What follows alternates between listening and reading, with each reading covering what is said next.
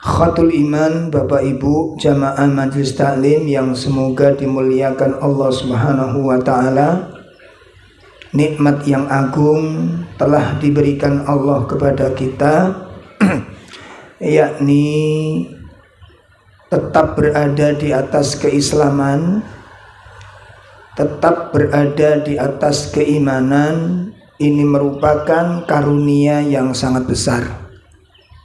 Oleh karena itu jangan sampai keimanan ini dicabut oleh Allah dari hati kita. Apa sebabnya? Di antaranya yang menjadikan amalan keutamaan iman itu dicabut oleh Allah, lalu hati kita dipalingkan di dalam ketergelinciran. Salah satu sebabnya adalah istahanu 'alal amal. Salah satu penyebabnya adalah meremehkan amal. Meremehkan amal. Itu salah satu sebab kenapa iman itu dicabut oleh Allah. Hati yang biasanya cinta kepada ketaatan itu dirubah menjadi cinta kepada kemaksiatan. Hatinya dipalingkan oleh Allah Ta'ala. Hati yang mestinya takut dengan maksiat, takut dengan keburukan, justru dia menjadi pemakmur kemaksiatan. Itu bisa terjadi pada siapapun. Ya. Hati yang condong kepada tauhid kemudian menjadi penggembira syirik. Menjadi penggembira syirik. Ini bisa terjadi kepada siapapun. Hati yang sangat cinta kepada sunnah justru menjadi pemakmur bid'ah. Itu bisa terjadi. Salah satu sebabnya adalah istahan 'alal amal. Meremehkan amal-amal perbuatan. Nah, oleh karena itu teman-teman sekalian, Bapak Ibu, mari kita jaga amal-amal ini. Pertama, harus ada komitmen dari hati kita untuk menjaga iltizam alal majalisil ilm. Pertama, harus punya tekad untuk iltizam dengan majelis-majelis ilmu. Iltizam niku napa? Napa iltizam niku napa? Istiqomah. Melazimi majelis-majelis ilmu. Jadi biasanya ini nek wong mulai rodok bosen, kok grimis titik udzur, ngoten. Ndak sing ngelu titik udzur. Itu yang menjadi penyebab kenapa hati itu bisa tergelincir. Ya, karena kita harus paham betul kita ini manusia, bukan malaikat yang satu saat malas itu muncul di hati kita. Bosen itu muncul di hati kita. Saya masih teringat dulu awal-awal kita ngaji sunnah itu, Masya Allah orang ini. Orang ngaji itu dengar kajian itu dimanapun dikejar. Sekarang kan sudah pegel. Gitu. Nah, ditambah lagi untuk ya logis gitu loh. Ustaz, coba diisi di tempat kami, nah, biar dakwah sunnah itu berkembang. Itu dalil yang paling kuat untuk menjadikan supaya kita nggak tahu adoh ngaji nih. Gue cek adoh. Jadi kok jauh sedikit sudah mulai capek kita. Membayangkan jauhnya itu sudah capek kita. Dan kalau kita sering begitu, ya, jadi wong coro agama niku dipek napa nih? Dipek penak itu. Kalau nes mulai tanda-tanda begitu, hati-hati, itu tanda-tanda kemunafikan sudah masuk. Ya, hati-hati, munculnya munafik niku ndolek gampangin ndolek penai soro titikmu, abo titikmu, resiko titikmu. Makanya agamane senengane ndolek sing gak ono resiko. Ya juga kan bukan berarti ayo ndolek resiko ya ora, ngoten. Ngerti maksudnya? Artinya apa di situ tanda-tanda munafik? Nanti kita bisa lihat dalam Al-Baqarah ya, dari mulai ayat 18, 17 itu ya. Mataluhum kamathalil lati, semoga ayat itu sampai ayat 20 itu. Itu kan dijelaskan oleh Allah. Ya, tanda-tanda munafik itu kalau ada cahaya kilat bercahaya dia berjalan. Kalau gelap dia diam. Artinya apa? Nek ono enake jalan, nek ono bebane mandek.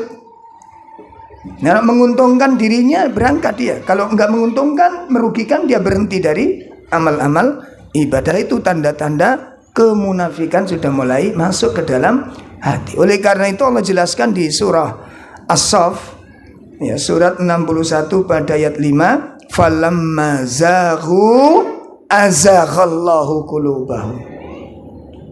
Ya. Apabila kalian akan berpaling dari ketaatan, Allah palingkan sekalian nanti. Ya. Makanya orang-orang seperti ini akan bergeser. Dan nanti kalau bergeser, Pak, kita akan diganti generasi yang akan datang yang lebih baik. Ya. Ini yang kita takutkan. Nanti kalau kita malas, kita capek, lalu kita tinggalkan majelis ilmu, kita tinggalkan ketaatan, kita tinggalkan sunnah, Allah akan ganti generasi yang lebih baik dari kita. Allah ganti generasi yang lebih baik dari kita, yang lebih cinta kepada Allah, yang lebih ikhlas di dalam beribadah, dan Allah lebih mencintai mereka. Lah itu yang harus kita takutkan kalau posisi kita nanti digantikan oleh orang-orang yang akan datang. Nah, oleh karena itu pertama ini yang kita jaga, iltizam alal majalis. Pertama apa? Istiqomah di dalam majelis ilmu. Ayo kita jaga. Ya, jangan gampang-gampang libur kalau memang nggak ada udzur syar'i. Tapi kalau ini memang udzur syar'i, barangkali udzur ya jangan dimarahi. Kamu mulai tanda-tanda munafik ini. Nah, ini bahaya nanti ya. Nah, yang kedua apa? Yang kedua adalah iltizam alal amal. Menjaga amal-amal soleh ini jangan sampai futur. Menjaga amal-amal soleh ini jangan sampai futur. Dijaga betul amal-amal itu. Ya, dijaga betul amal-amal tersebut. Nah, supaya kita tidak merasa bosan dan tidak jemu di dalam beramal adalah jadikan amal itu sebagai kebutuhan. Ya.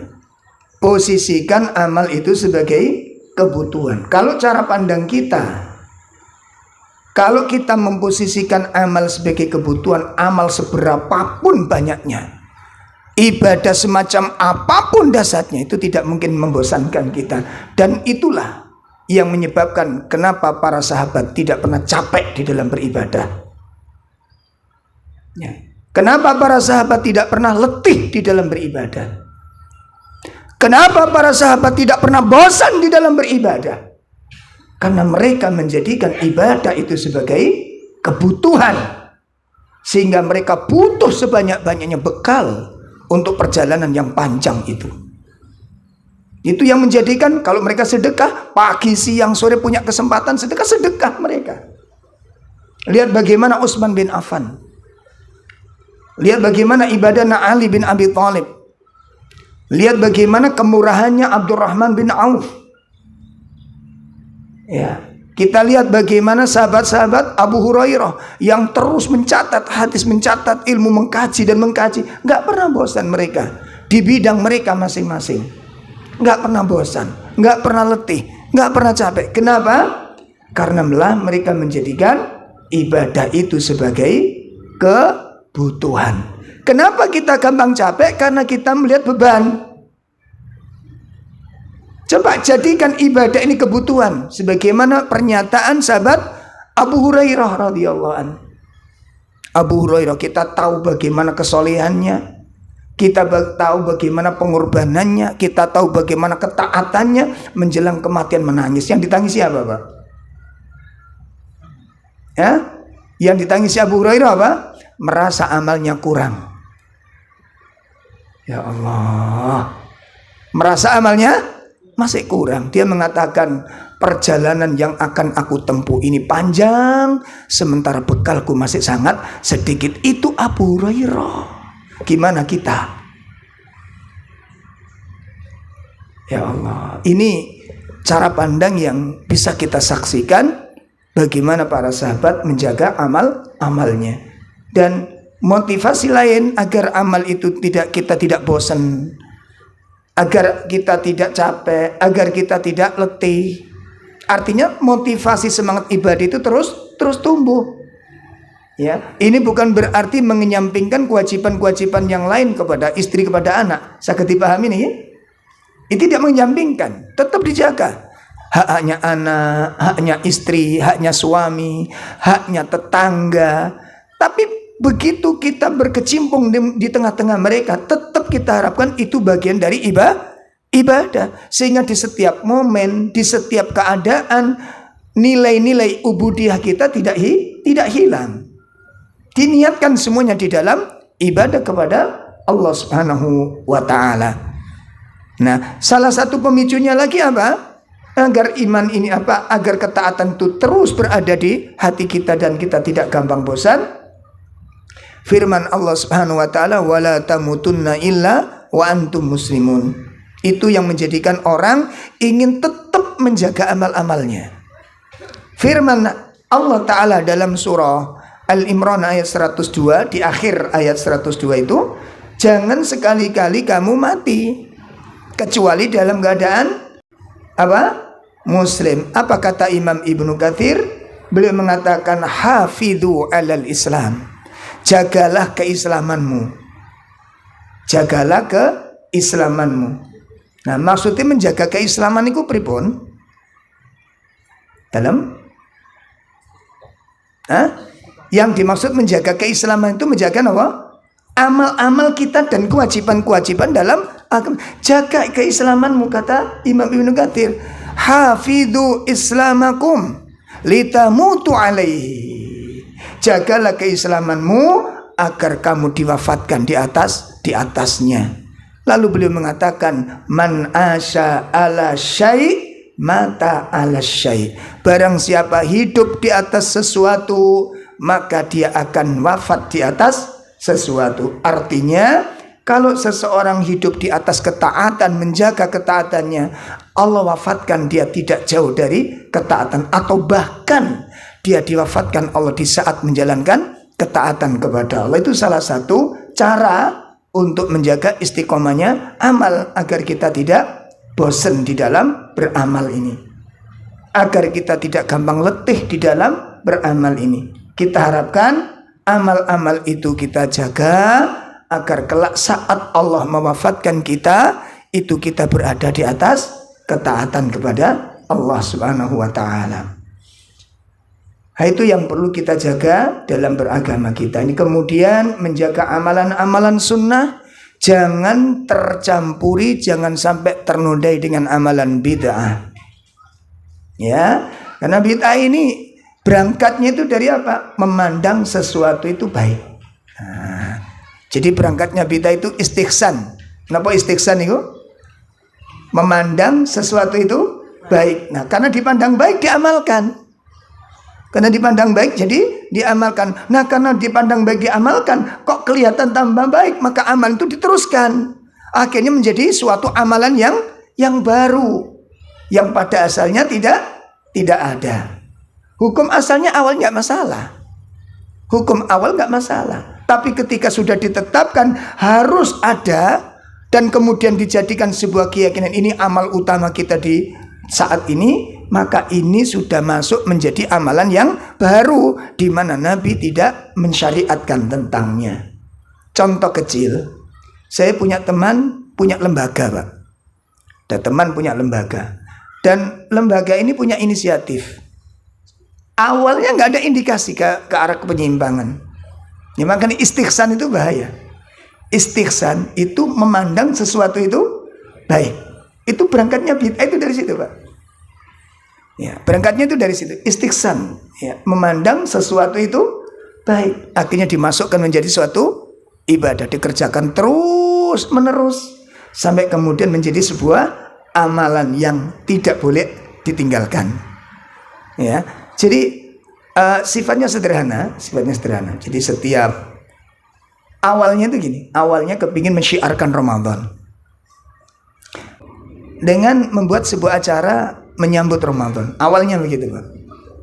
Awalnya demikian. Dan nggak ada indikasi penyimpangan. Penyimpangan. Nah, jadi 2 hari sebelum Ramadan itu mengadakan pawai ta'aruf namanya. Di TPG-nya ini buat. Akhirnya menjadi setiap tahun begitu. Saya sampaikan, kalau bisa jangan rutin. Sekali waktu tidak gitu loh. Nggak enak. Nah, mulai ini. Nggak enak. Nanti kalau berikutnya ada yang ganti pengurus baru nggak diadakan, akhirnya menjadi cacat. Kenapa kok tidak ada amalan? Betul apa enggak? Wong kemarin ada kok sekarang enggak ada. Sehingga kalau nggak diadakan, ini poin pertama. Kalau nggak diadakan berarti ada kemunduran. Betul apa enggak? Berarti ada amalan yang hilang. 1. Ini perbandingannya di sini, hati-hatinya kita terhadap masalah ini. Yang kedua, coba nanti kalau ada TPQ yang lain tidak mengadakan, dianggap kurang baik atau dianggap baik? Dianggap kurang? Kalau di tempat kami ada begini gitu. Di tempat antum ada enggak? Enggak. Wah, ayo diadakan. Nah, seakan-akan salah yang lah ini yang kemudian menjadi suatu ibadah baru. Sakit dipahami nih? Sakit dipun pahami? Berangkatnya nggak terasa. Istighsan, hati-hati dengan istighsan. Memandang sesuatu itu baik, akhirnya menjadi suatu ibadah baru yang Nabi tidak mensyariatkannya. Sakit. Kalau tidak ditetapkan nggak masalah. Sekali waktu ada, sekali waktu tidak. Dan nggak usah dianggap ini bagian dari ibadah Ramadan itu. Nanti seakan-akan kalau nggak melakukan dianggap apa? Salah, Pak, soalnya kok kurang gitu loh. Ono sing kurang ibadah ini. Oh iya, Mas. Kok gak keliling-keliling, Mas? Aku keliling-keliling bendino ndolek buko. Ya Allah, itu hati-hati. Istighsan itu hati-hati. Berangkatnya dari semua amalan bid'ah itu berangkatnya dari mana? Istighsan, memandang sesuatu itu baik, kan baik. Makanya dalilnya 1, Pak. Apa? Iki lo api, apa? Iki lo api lo ngaten. Sakitipun pahami. Nah, sampai ngapunten. Ketika ada orang mengubur jenazah, nah setelah dikubur kan ada ritual di situ, ada adzan, ada iqamah, Pak. Dulu adzan saja, sekarang ada. Nah, ini ada peningkatan berarti. Ini hanya disebut dengan dalilnya Suzuki itu inovasi. Masya Allah. Jadi kita nggak mau kalah dengan Suzuki. Dan iqomahnya itu unik gitu loh.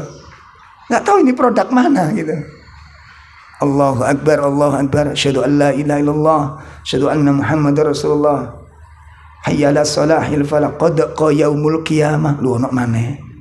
Kita kondi produk ngoten niku ayo. Siapa yang membuat? Siapa yang nyusun? Karya kita karena kreatif. Akhirnya menjadi apa? Amalan. Yang nggak pakai begitu akhirnya dianggap pun. Nek tiga logika Mas. Sholat jenazah itu jamaah atau sendiri-sendiri biasanya? Ono adane apa ora? Kok gak sampean ke adzan? Coba dong besok inisiatif. Iya, ini kan sholat jamaah, sholat jenazah. Coba dikasih adzan. Aneh sampean. Ya mboten. Ayo kira-kira di kuburan apa di sholat jenazah yang sing lebih layak menurut logika? Kenapa waktu adzan enggak ada? Waktu sholat akan diadakan sholat jenazah tidak ada adzan, karena memang Nabi tidak mensyariatkan dan semuanya menerima itu. Tapi begitu sudah dikuburkan baru ada adzan dan iqamah. Lah ini baru namanya. Lu kan api ya, baik tidak mesti benar. Baik suara adzan itu baik tapi tidak benar. Saged dipaham niki, yang baik belum tentu benar. Sampe nek ditakoni tahmid dengan kalimat tahlil, alhamdulillah dengan la ilaha illallah, niku kedudukannya lebih tinggi mana? Dalam La ilaha illallah dengan alhamdulillah niku lebih tinggi pun tiba. La ilaha illallah ya, sepakat ya. Itu puncak iman, puncak Islam, puncak ihsan. La ilaha illallah pun. Sekarang dengan adanya dalil ini gimana kalau kita punya pendapat 2003 nanti bersinnya diganti. Karena dalil ini. Begitu bersin cubles. La ilaha. Loh Mas kok ngono Mas? Afdhalul dzikr. Pun satu misal.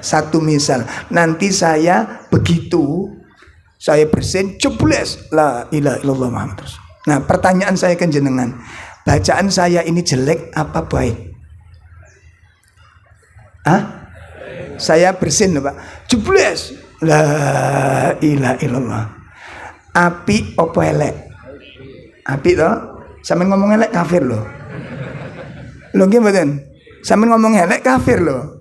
Masa la ilaha illallah iku elek? Sampeyan men ngomong elek gak wani. Tapi kalau saya pertanyaan saya bersin baca la ilaha illallah itu bener apa salah? Bener apa salah? Api durung mesti lek bener. Pun saged dipaham? Saged dipaham? Pun agama bukan cuma membutuhkan baik, tapi yang dibutuhkan adalah benar atau tidak. Nah, kemudian salah satu yang mengusir setan, suara yang paling ditakuti setan suara apa? Adzan. Gimana kalau suami jenengan marah, ibu adzan? Ben setanin apa? Melawayu terkencing-kencing. Kan ada dalilnya itu. Ada dalilnya apa enggak? Ada suara yang paling ditakuti setan apa? Adzan. Atau ketika kita masuk kamar mandi, doanya diganti adzan. Oh bagus loh Mas. Masuk kamar mandi, Allah kentean obat sama ini. Baik apa jelek? Baik apa jelek? Baik. Bener apa ora? Baik belum tentu benar. Pun itu dikacoi. Jadi bukan cuma iki lo api. Enggak bener ini. Api belum tentu benar.